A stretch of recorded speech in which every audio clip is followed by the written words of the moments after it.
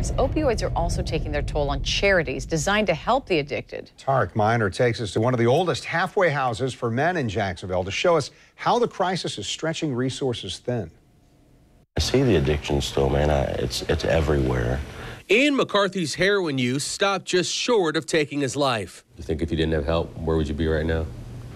I would be dead.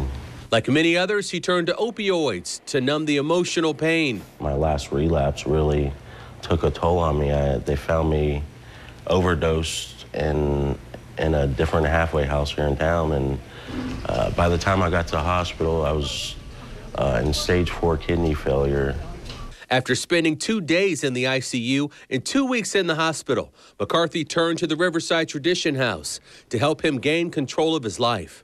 I've always lacked structure, and I love the structure here. It's helped me with food. It's helped me with finding a job. William Patterson shares a similar story of recovery after overdosing on fentanyl earlier this year. When he blacked out, he too says his heart stopped. And when he woke up, he knew he needed professional help. I've been to other halfway houses, this one being the best I've ever been in. Residency at the Riverside Tradition House is limited to 30 men.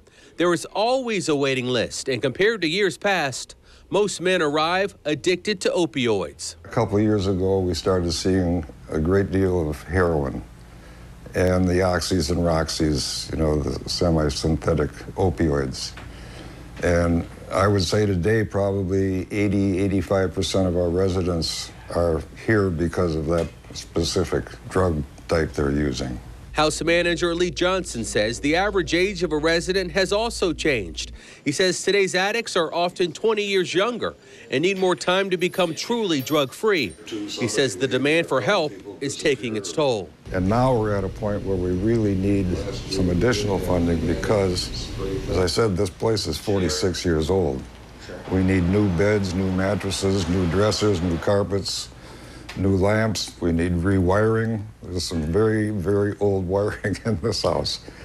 Our air conditioners are on the verge of needing to be replaced. Johnson says they help 100 to 120 men every year turn their lives around. He only wishes they could do more.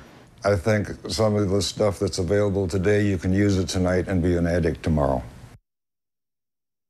Thank you, Tarek. Well, the Riverside Tradition House is a nonprofit organization. They desperately need the community's help to stay open for young men.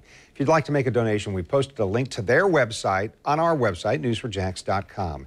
Coming up in about 10 minutes, hear from a board-certified addiction specialist about the power of addiction.